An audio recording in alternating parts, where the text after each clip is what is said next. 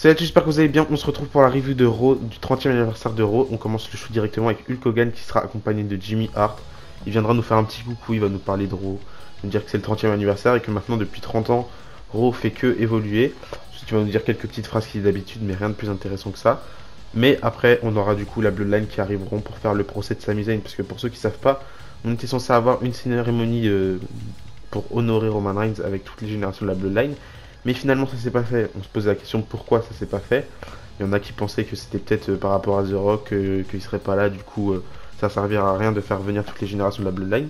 Mais non, on a appris que c'était surtout parce que Afa et Sika, ils pouvaient pas voyager, il me semble, et que Rikishi, lui, était malade, donc ils n'étaient pas du tout prêts pour rendre honneur à Roman Reigns. Du coup, à la place, on aura le procès de Sami Zayn, parce que la semaine dernière, à SmackDown, du coup, on a Sami Zayn qui n'était pas là pour aider Roman Reigns face à Kevin Owens.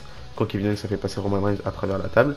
Donc là, on a le procès de Sami Zayn. Déjà, le public est en feu total. Il chante ECW, ici dub. Et là, on a Paul Heyman, logiquement, enfin logique parce que c'est le fondateur de la ECW, qui va dire que ça lui fait plaisir d'entendre ces trois lettres-là. Mais la ECW est morte et qu'il aimerait que ce soit la même chose pour Sami Zayn. Donc là, gros choc, on se dit pourquoi il a fait quoi Sami Zayn? Donc là, on a Paul Heyman qui dit que Sami Zayn c'est un traître. Du coup, il nous sort quelques petites preuves. Au départ, il y a des preuves qui sont réelles, où on voit Sami Zayn qui fuit parce qu'il a peur d'affronter les adversaires. Mais puis après, plus tu avances dans les preuves, on voit que c'est un petit peu ridicule. Il y a même une preuve où c'était juste que Sami Zayn il a bousculé Roman Reigns une fois. Donc c'est un petit peu ridicule. Sami Zayn il va prendre le micro, il va dire que bah oui c'est vrai, mais il a pas de défense quoi. Il a rien pour se défendre. Il dit qu'il est honnête, qu'il est sincère, que son but c'est juste d'être avec la Bloodline et sa nouvelle famille et qu'il aime la Bloodline. Mais il a rien pour se défendre parce que c'est pas son but. Il veut pas se défendre. Pour lui, il n'y a pas de procès à avoir. Donc là, on a Roman Reigns qui commence à s'énerver. Il prend le micro, il commence à s'énerver contre Sami Zayn. Il va même s'énerver à un point où il va appeler Solo. Maintenant, c'est un petit truc qui est assez drôle. À chaque fois que Roman Reigns il a un problème avec quelqu'un, il appelle Solo. Solo, il fait le travail. C'est son but à Solo. Donc là, Solo, il se dirige vers Sami Zayn. Il s'apprête à faire son truc sur Sami Zayn. Mais au moment où il le fait, il était à deux doigts de le faire. On a du coup Jey Uso qui l'arrête. Et c'est assez marrant parce que de base, on se rappelle tous, le problème, il était entre Jey Uso et Sami Zayn. C'est là qu'il y avait des petites tensions. Mais là, Jey Uso il va faire une vraie déclaration en disant que Sami Zayn fait partie de sa famille maintenant. Et que même si Sami Zayn, lui, il a pas de défense, bah, Jey Uso, il a pris des défenses pour Sami Zayn. Donc là, on voit toutes les défenses. On voit les fois où Sami Zayn, il a triché pour aider les Usos à gagner. Toutes les fois où Sami Zayn, il s'est pris les coups à la place de Roman Reigns. On voit qu'il a de réelles défenses. Donc là, à ce moment-là, Roman Reigns, il va prendre le micro. Juste après que les Usos demande à tout le monde de lever le doigt pour que Sami Zayn reste dans la Bloodline. Donc tout le monde le fait, même Jimmy Uso.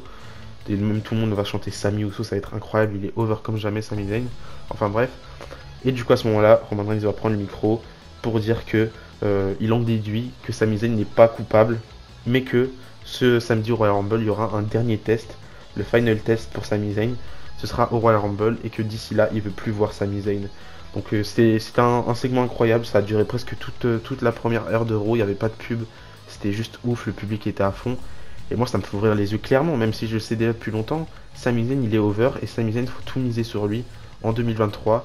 Sami Zayn doit gagner le Rumble, Sami Zayn doit aller à WrestleMania dans le main event de WrestleMania. C'est le moment ou jamais pour lui. Sami Zayn c'est un excellent catcheur, on l'apprécie tous. On était tous là à se demander quand est-ce que Sami Zayn sortira de la mid-card ou même de temps en temps c'était vraiment dans le bas de la carte quand il était juste le manager de Shinsuke Nakamura en 2019. Ben là, ça fait plaisir de voir Sami Zayn dans ce genre de programme. Donc c'est le moment où jamais après ça il aura pas une autre chance. Il faut pas laisser passer la chance, donc c'est juste ouf. Juste après ça, on enchaîne directement avec du coup le match pour les titres par équipe d'Euro. Donc les Usos qui ont défendu leur titre par équipe face à Judgment Day, Damian Priest et Dominic Mysterio. Pendant le match, on a Jey Uso qui se blesse à la cheville, il me semble. Et du coup, à ce moment-là, on a Sami Zayn et les Usos qui demandent à Adam Pearce si on peut faire le remplacement, que Sami Zayn catch à la place de Jey Uso.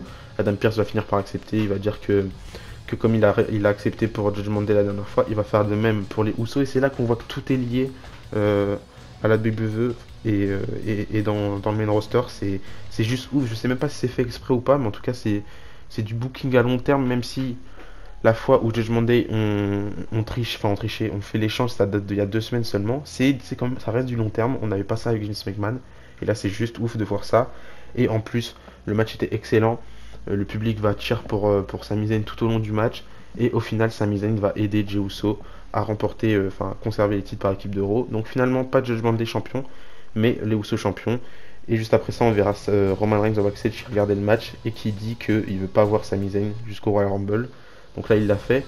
Il va sûrement se faire gronder encore une fois, mais ça risque de tout s'arranger. Mais dans tous les cas, on aura les dernières réponses au Royal Rumble et ça va être incroyable. Ensuite, LA Knight fera son entrée. Il va nous dire que la semaine dernière, c'était le retour de la Firefly Funhouse et qu'il se disait pourquoi avoir peur d'une personne, d'un adulte qui joue encore avec des poupées. Donc à ce moment-là, il va dire que c'est le 30e anniversaire de Raw. Il y a plein de légendes en backstage qui vivent que grâce à la gloire de leur passé. Et il va finir par dire que c'est pareil pour Bray Wyatt, il vit grâce à sa gloire du passé. Et à ce moment-là, je me suis dit, c'est vrai que Bray Wyatt, sa gloire, son prime, c'était à l'époque. Mais ça me fait du mal de dire ça parce que pour moi, Bray Wyatt, ça reste une superstar actuelle, ça reste un catcheur actuel. C'est pas son passé comme à l'époque où tu te dis, John Cena, lui, son prime, c'était à l'époque. C'est plus un catcheur actuel. Là, c'est juste Bray Wyatt. Et pour moi, Bray Wyatt, ça reste encore de cette époque. Et ça fait mal d'entendre que la gloire et le moment de gloire de Bray Wyatt, c'est déjà passé. Et ce sera pas maintenant ou peut-être pas après, hein, peut-être même qu'on pourra avoir un prime de Bray Wyatt, j'en doute pas, mais les gros moments de la carrière de Bray Wyatt, c'était à l'époque. Enfin bref, on aura du coup LA Knight qui va parler de ça. Il va demander à une légende de Raw de venir face à lui pour lui montrer une petite preview de ce qui se passera dans le Pitch Black match au Royal Rumble. Donc là, il n'y a personne qui vient. Il reprend le micro, mais à ce moment-là, on entend le gong de l'Undertaker qui va finalement arriver en American Badass. Il arrive dans le ring et LA Knight va faire une petite référence à ce qu'a dit l'Undertaker à l'époque où il disait que le backstage de la WWE à l'époque c'était bien plus dangereux que maintenant. Là maintenant tout le monde joue aux jeux vidéo, à l'époque ça jouait avec d'autres choses. Enfin bref, il va faire une petite référence à ça que j'ai bien aimé.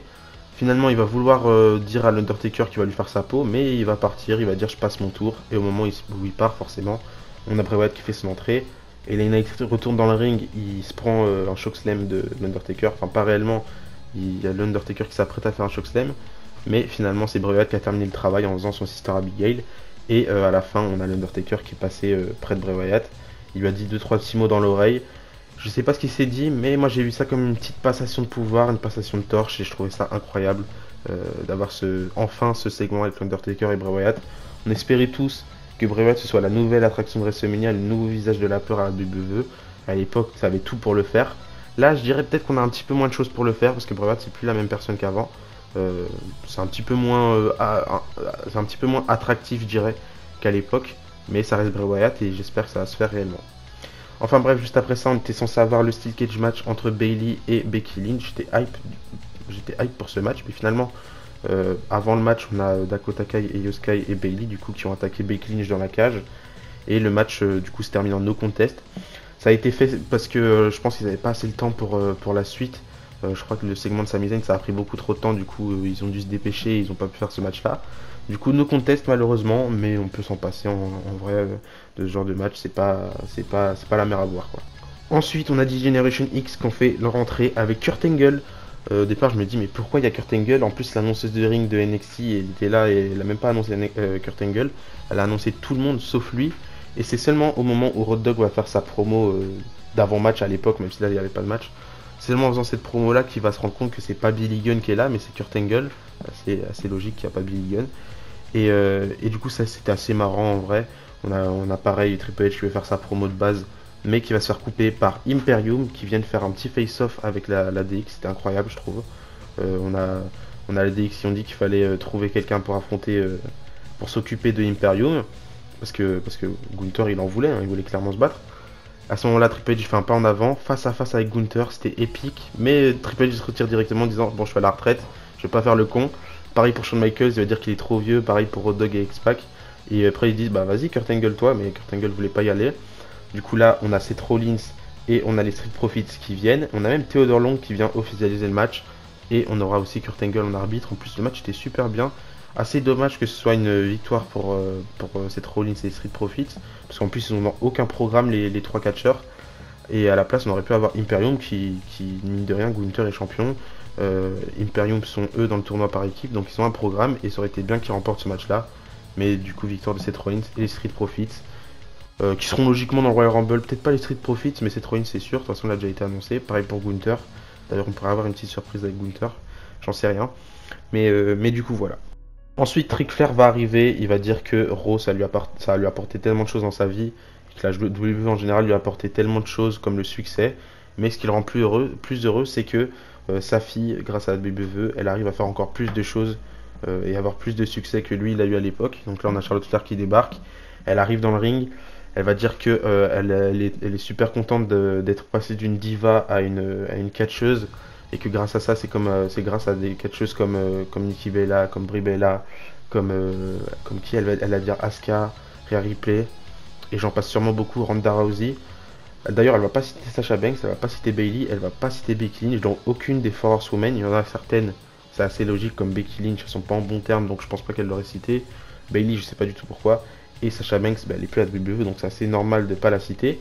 Déjà que la WWE lui a fait l'honneur de la mettre dans les clips de Raw, alors que c'était pas du tout un clip très très important de Raw, comme l'époque où Chris Jericho fait ses débuts à Raw, c'est pas du tout du même level, mais ils font quand même l'honneur de la laisser dans le clip et je trouve ça super bien. D'ailleurs, par rapport à ça, il y en a beaucoup qui se sont plaints par rapport au fait qu'on voyait pas trop la Women's Revolution dans les clips de Raw et tout ça. Mais c'est assez logique en vrai, il y a même les Bella Twins qui se sont plaints en live Instagram, c'est assez logique. Ils vont pas parler de Sasha Banks alors qu'elle est plus là. Et en plus, on a eu Becky Lynch, on a eu des clips sur Sasha Banks, on a eu plein de clips sur Lita Trish Stratus, on a eu plein de choses. Donc pour moi, je vois pas pourquoi les gens se plaignent. Il n'y a pas de quoi se plaindre et je trouve ça super bien d'avoir fait ça au moins. Donc là, on a Bianca Belair qui va intervenir, on a aussi Sonya Deville qui va intervenir, et tout ça, ça va nous mener à un match entre Bianca Belair et Sonya Deville. Match pas très intéressant vu que je suis pas très intéressé par Sonya Deville en ce moment, mais victoire de Bianca Belair clean, le titre n'était pas du tout en jeu, mais quand même victoire de Bianca Belair qui défendra du coup son titre face à Alexa Bliss au Royal Rumble. D'ailleurs, je crois qu'après ça, il y a Alexa Bliss qui apparaît sur l'écran, elle va dire un truc pas intéressant comme d'habitude. Et du coup, voilà, je suis pas du tout hype par ce match au Royal Rumble. Je vous ferai part de mes pronostics dans une prochaine vidéo, mais du coup, voilà. Ensuite, on a le Miz qui va débarquer et qui va nous faire part de son mécontentement du fait qu'il n'a pas de match pour le titre, qu'il n'a pas de Miz TV, qu'il a rien pour lui ce soir, comme d'habitude, c'est le Miz. Mais là, on a Kevin Owens qui va faire son arrivée, il va faire un stunner au Miz, il va prendre le micro et il va en parler, il va en profiter pour mettre en garde Roman Reigns en lui disant que c'est bientôt le Royal Rumble, qu'il va tout faire pour le détrôner. Ensuite, il va même dire que c'est pas Sami Zayn qui est coupable, mais c'est surtout Roman Reigns qui est coupable d'avoir détenu les titres mondiaux pendant 2 ans, et qu'au Royal Rumble, il va faire tout ce qui est en son pouvoir pour détrôner Roman Reigns et de donner au peuple un champion qu'il mérite, et qu'il va tout faire pour accomplir cet exploit, on peut dire ça comme ça, en vrai ce sera un exploit. Il va tout faire pour faire ça, et qu'il va tout donner, il aura même plus d'énergie, et qu'il va même mourir avec les titres si on en a besoin, quoi. J'ai perdu mes mots d'un coup. Enfin bref, ça m'a rajouté un petit peu de hype pour le Royal Rumble, mais j'ai pas compris pourquoi du coup Kevin Owens il disait qu'il est coupable, Roman Reigns, de tenir les titres pendant plus de 2 ans. C'est comme si tu flattais un petit peu l'ego de Roman Reigns en disant ça, parce que Roman Reigns, ça lui fait pas mal. Tu lui dis, il détient les titres depuis 2 ans, il va se dire, bah oui, c'est vrai, je suis trop fort, c'est normal. Enfin bref, j'ai hâte de voir ce qui peut se passer avec Owens et Reigns Royal Rumble, et avec Sami Zayn aussi, et j'ai hâte de voir ça. Et enfin, on termine pour le match pour le titre des États-Unis. Austin Theory qui défendait son titre face à Bobby Lashley dans un match sans disqualification. J'ai pas trouvé que le match était très intéressant. Bobby Lashley, c'était pas le meilleur challenger pour Austin Theory. Je trouve ça bien qu'Austin Theory soit champion et qu'il défende son titre assez souvent. Mais là, face à ce genre de challenger, pour moi, c'était pas incroyable.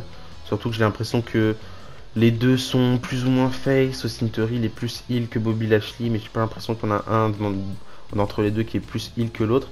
Enfin bref, j'ai pas trouvé ça incroyable le match. Il y avait des tables, à un moment donné, on a Bobby Lashley qui va faire passer Austin Theory à travers la table. Et à ce moment-là, on aura Brock Lesnar, très choquant, pas du tout, qui va faire son retour pour la 37e fois dans l'année pour attaquer Bobby Lashley. Donc voilà, on s'était laissé à Crown Jewel entre Bobby Lashley et Lesnar dans un match totalement merdique. Et on recommence en 2023 avec une feud entre les deux, un an après leur premier match au Royal Rumble. Je trouve ça nul parce qu'en vrai, on s'en fout quoi. Les 2 matchs étaient pas ouf, là ça va pas être mieux. Et du coup après, Brock Lesnar va faire un F5 sur Austin Theory, ce qui va lui permettre de remporter le match. Donc voilà, on termine le Raw là-dessus. Je trouve que c'était un super Raw. Donnez-moi votre avis dans les commentaires. Personnellement, je trouve que c'était la meilleure première heure de Raw qu'on a eu depuis quelques mois déjà. Donc voilà, c'est la fin de cette vidéo. On se retrouve prochainement pour les pronostics du Royal Rumble. Et d'ici là, je vous dis à la prochaine. Et n'oubliez pas, tant qu'il y a du catch et l'espoir. Bisous, bisous.